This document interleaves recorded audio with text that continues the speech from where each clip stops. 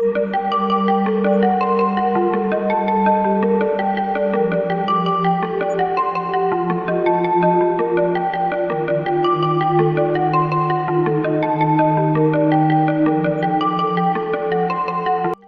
my friends, welcome back.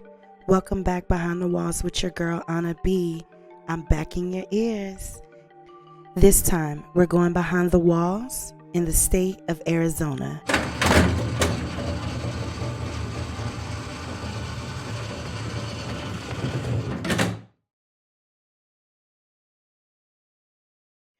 On November 19, 2015, Pinal County Sheriff's Office responded to a medical distress call from Shawn, Maine, as she was driving 3-year-old unresponsive Tiana Capps to a hospital. Deputies and paramedics met Shawn when she pulled over at the dispatcher's request to start CPR.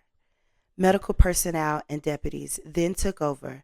Tiana was transported to the hospital where continued efforts to save her little life were unsuccessful. Tiana lived with her mother, Tina, Shawn, and Shawn's wife, Maria. When deputies arrived, they found Tina's 3 other children, 3 young boys ages 5 months, 4, and 5 years old. The home was filthy with animal feces and belongings stacked throughout the house. The home resembled a hoarder's residence.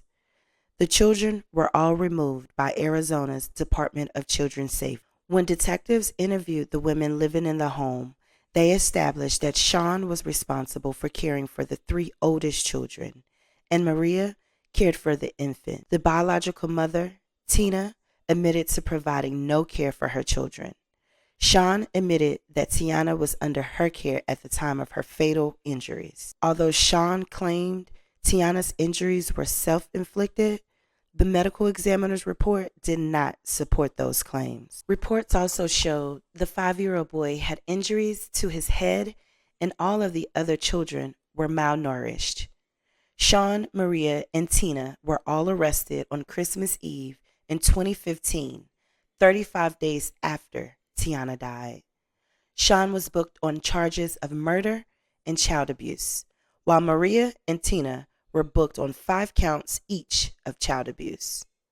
On January 18, 2018, Jennifer Chin, the medical examiner who examined Tiana, testified that she suffered at least 12 impact sites to her face and head from blunt force, which caused abrasions, contusions, 2 hemorrhages on the brain, and eventually her death. Tiana was underweight, weighing just 24 pounds at the time of her death.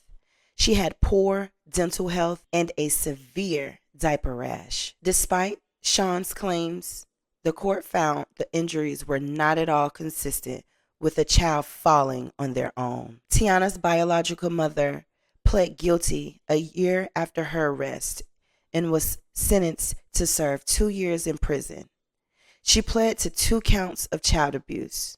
She's on lifetime probation, and she is also barred from seeing her surviving children. The boys, who were reported to be malnourished and exhibiting some previous injuries at the time, were adopted by a relative.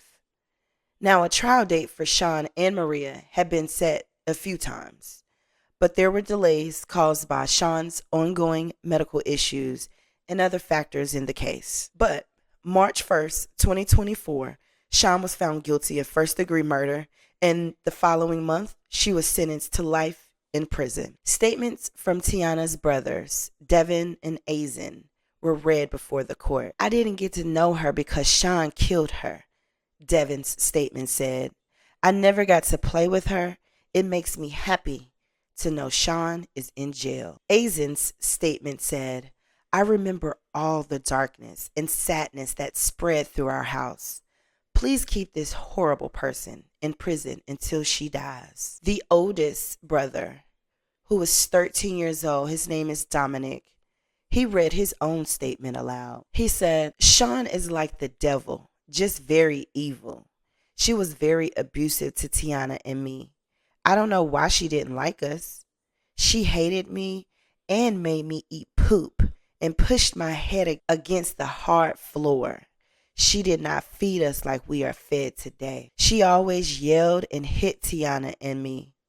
Sean must have had a black heart. I saw her hurt Tiana before she died. I know she did it.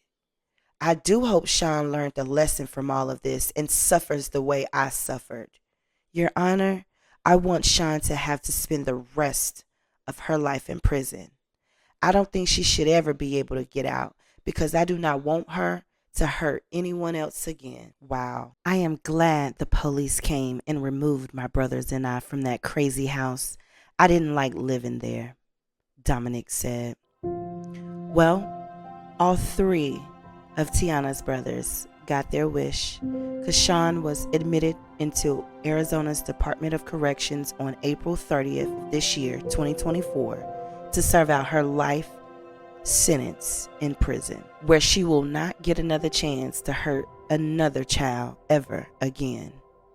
Rest in peace to sweet baby girl Tiana Capps.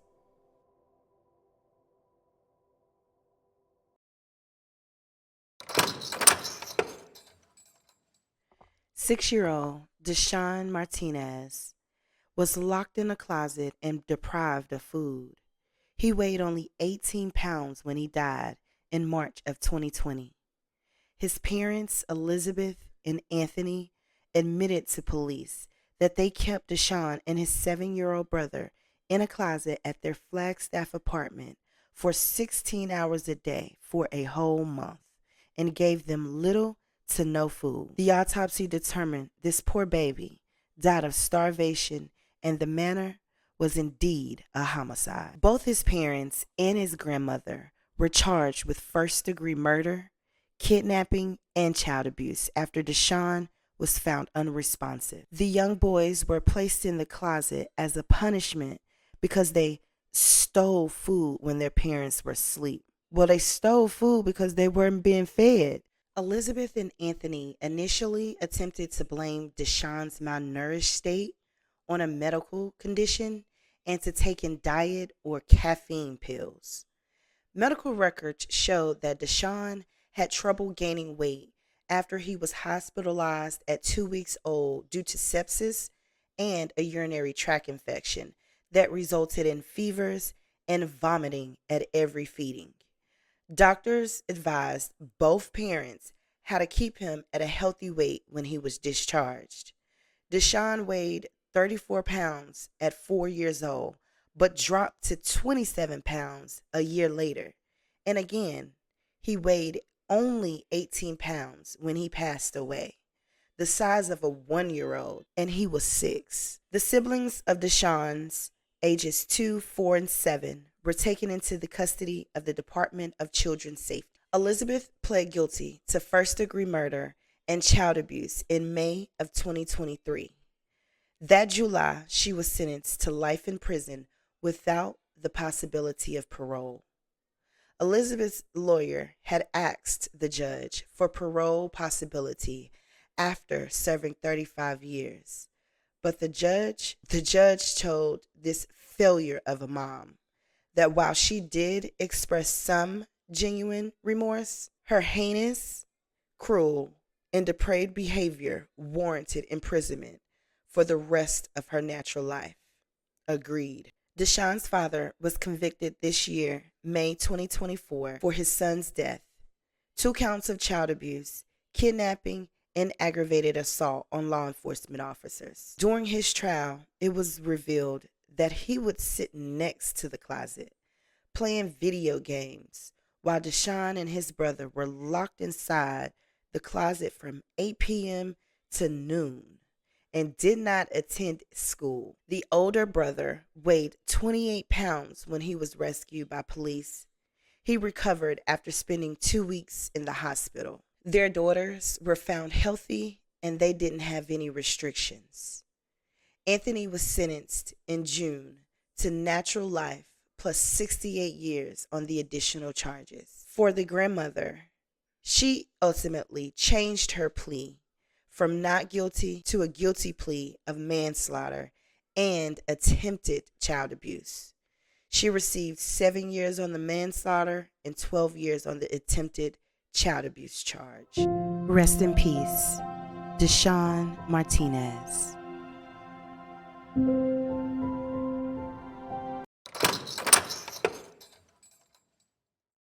December 12, 1987, David Johnson collapsed at his neighbor's home, shot in his back and chin.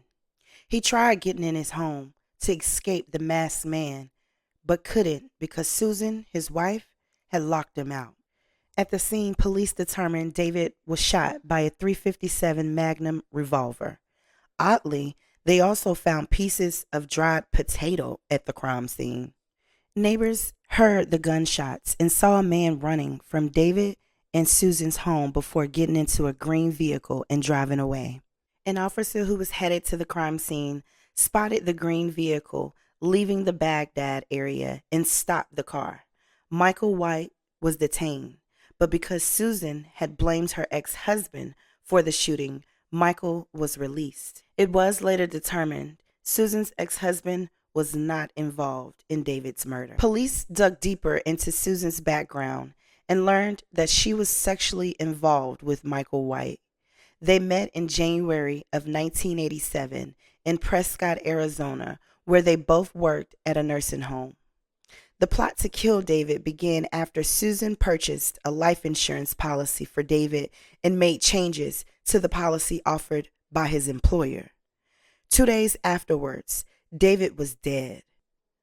Michael intended using the money from the murder to pay off child support debt, even telling his ex-wife he would be receiving enough money to do so and to go to medical school. The revolver used was recovered from a pawn shop. Potato starch was found to be on the gun barrel. Michael was arrested in Phoenix on December 19th. In the green car, police found bullets, a ski mask, and a bag of potatoes. Susan and Michael were charged with first-degree murder and conspiracy. Michael pointed the finger at Susan, telling police that he fell asleep in Michael and David's home, and after having sex with Susan, he awoke to her holding the gun. He shouted, "No, don't do it," and pushed her arms, causing the gun to go off and hit David. He said he tried to get Susan a call for help, but instead she shot her husband 2 more times. He then grabbed the gun and fled. The jury didn't buy that story either, and both were convicted on both charges. Susan was given a life sentence while Michael was sentenced to death. However, in 2018, a federal appeals court reversed Michael's death sentence. A 3-judge panel of the 9th U.S. Circuit Court of Appeals said that Michael Ray White's lawyer failed to challenge the state's claim that White shot David Johnson for monetary gain. And the court said the attorney utterly failed to investigate problems in Michael's life that could have argued against imposition of the death penalty. He has since been resentenced to life in prison. Rest in peace to Mr. David Johnson.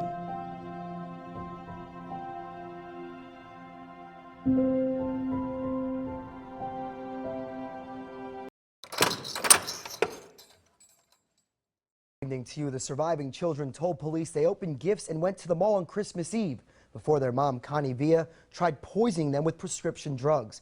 Connie Villa confessed her motive was she didn't want ex-husband Adam Villa to have custody.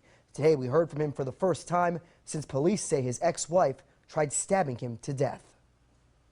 I'm still here, a little pain, but I'm doing a lot better. Connie Villa's ex-husband, Adam Villa, stood next to the Pinal County prosecutor as he read the charges against the mother accused of plotting to kill her whole family on Christmas. Tragedy from abuse strikes far too many families. And unfortunately, the holidays often represent an increase in domestic violence. This report obtained by 9 on Your Side reveals new details about what Casa Grande police found inside Connie Villa's apartment. Among the items, a suicide note saying, quote, she had to take her kids with her. The report shows police found multiple pill bottles, including an empty bottle of hydrocodone, a potent painkiller. They also found a cup of orange juice in the bathroom they think had crushed pills inside. The report says Connie Villa locked herself and her 13-year-old daughter, Ania Macias, in the bathroom. The siblings heard their sister yell, "Stop." The oldest told police when her mom opened the door, she could see her sister starting to die. Now it's up to Adam Villa to take care of these children. I'm keeping their lives the same. They go to school and just keeping the family together. Connie Villa was sentenced to life in prison without parole, plus 155 and a half years for killing her 13-year-old daughter and trying to kill her 3 other children and her ex-husband. She pleaded guilty to premeditated first-degree murder, 4 counts of attempted murder, 1 count kidnapping, and 4 counts of child abuse. December 25th, 2013, Connie called her ex-husband over to visit their children. She lured him inside the home and stabbed him in the back and shoulders. He was able to escape Connie's attack. He made it to the hospital where he called police, unaware that Connie had given the youngest 3 children small amounts of prescription pills in an attempt to kill them. Anya refused to take the pills. Connie then took her into a bathroom, sat on her, and held her hands over her mouth and nose until she suffocated her to death. Shortly afterwards, the police arrived and found Connie on the bed surrounded by her 3 youngest children who were sleeping or either passed out from the pills. She attempted to stab herself in the chest before being taken into custody. She admitted to the crimes in July 2017. After an all-day settlement conference, Connie entered her guilty plea before hearing her sentence. Her surviving children and her ex-husband were all present. Born July 2nd, 2000, she was an 8th grade student at Legacy Traditional School. She loved to read and played softball and volleyball. She loved everyone, especially her brothers and sisters. She was kind, helpful, and thoughtful, and had a gentle spirit. She was a Cardinals fan and liked to write, draw, and listen to music. Sadly taken too soon. With a bright future ahead of her, may you remain in the hearts of those who truly loved you, and rest in peace. 10 years ago today, a little girl's disappearance weighed on the hearts of Arizonans, and a massive search effort launched to try to find her. 5-year-old Jhessye Shockley vanished from her home in Glendale, and the only suspect was the person who should have been protecting her, her own mother. Questions still remain to this day as to what exactly happened to Jhessye 10 years ago. Brianna Whitney recently reported extensively on this case, both here on air and on our True Crime Arizona podcast. Brianna, really still no clear resolution for the family in this case. There really isn't. Everything about this case is heartbreaking. The abuse Jhessye suffered and the lies and deceit that surround her disappearance. Half of this case is solved. Jessye's mom is in prison for her daughter's murder, but that's not enough for her family or detectives. I sat down with them a few months ago, and tonight they just want to know where Jhessye is. This once spunky 5-year-old would be 15 now. It's a bittersweet thought. Her family knows Jhessye Shockley was something special. Jhessye was a superstar. Yeah. And she was destined to be a superstar, but she was our superstar. Her aunt, Lisa Vance, took care of her for the first 4 years of her life until her mom, Jerice Hunter, got out of prison for abusing her other kids in California. Things took a turn for the worse 10 years ago on October 11th, 2011. Jerice reported her daughter Jhessye missing from their Glendale apartment. Jerice said while she was running errands, Jhessye walked outside and a stranger put her in their car. Everybody acts differently when their child's missing. We understand that. We take that into consideration. But there's just some things that you listen to, even as a human being, and think, this isn't right. Detectives felt Jerice's public demeanor was off. God bless y'all. I love y'all. You hear me? You too. Find Jhessye. Bye, babies. Bye. Do I look like I hurt my daughter? Do I look like I hurt my daughter? Then, Jhessye's older sister started opening up about what she saw. Horrible abuse of Jhessye by their mom inside a closet, which she would eventually testify about in court. Cameras were allowed to record the audio. She had black stuff coming out her eyes, like glue. And when she wanted me to take her to the bathroom, but she couldn't really walk that much, so he took her to the bathroom. Do you any bruises on her body? Yes. Where were they? Everywhere. Police found Jhessye's blood in the closet. Jhessye was arrested, but only on child abuse charges. The breaking point in the case came soon after, when a neighbor in the apartment complex came forward about a trip to Tempe she had taken Jhessye on weeks prior. She described a lot of taking Jhessye on a road trip, to dispose or to sell some shoes in a suitcase, and how they drove to an apartment complex and disposed of this suitcase that may or may not have had an odor to it. Authorities launched the longest landfill search in the history of Arizona for a body. 5 months of combing through debris, no Jhessye. But that didn't stop investigators. Jhessye was still arrested on first-degree murder. First-degree murder as follows. Guilty. Oh, God! And convicted. Do you two believe Jhessye is in that landfill? Absolutely. Both of you? Absolutely, yeah. Without a doubt. Does that mean you both believe she was in that suitcase? Yes.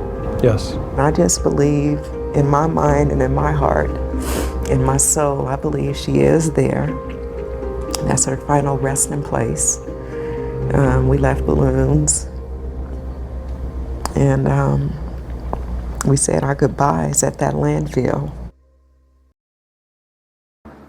Please help me bring my daughter home. She is loved. Her mom loves her. Her mom loves all of her children. I love all of my babies. It is very, very hard to spend each day, each waking moment without my children to be.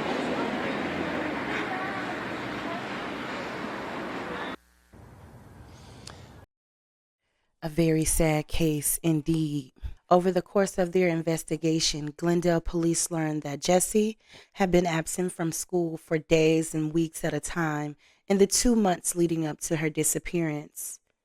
Jhessye told the school during these periods that Jhessye had a ringworm and pink eye, contagious conditions which require a doctor's permission for her to return to school. She also told the school she had scheduled numerous medical appointments for Jhessye. However, records at Jhessye's doctor's office did not support those claims. And as you heard, Jhessye's 13-year-old daughter saw her beat Jhessye repeatedly and confine her to a closet without food or water.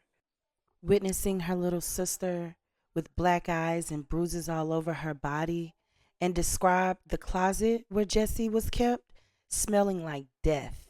Regarding the trip to Tempe, the neighbor that came forward, it was a week before Jhessye was reported missing by her mother.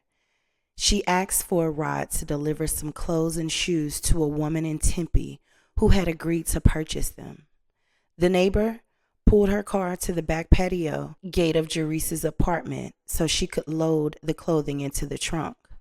She saw Jhessye with a wheeled rectangular suitcase and offered to help her lift it in the trunk of the car. Now, Jhessye was pregnant with another child at the time, but she declined the offer for help and lifted the heavy suitcase into the trunk by herself. Jhessye also told the neighbor that if she smelled something bad, it was probably from the shoes in the suitcase. Jhessye directed the neighbor to park the car near some dumpsters in an empty parking lot on one side of the complex.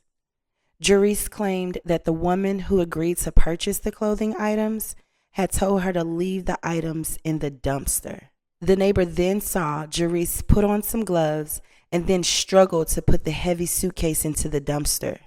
When she got back into the car, she was not wearing the gloves. The neighbor asked if they should wait for the woman to return and pay her for the items, but Jhessye said that wouldn't be necessary. Now, that's not suspicious. Jhessye was indicted September 6, 2012 on 1 count of child abuse and 1 count of first-degree murder. Her trial began on March 2, 2015 and lasted for 20 days.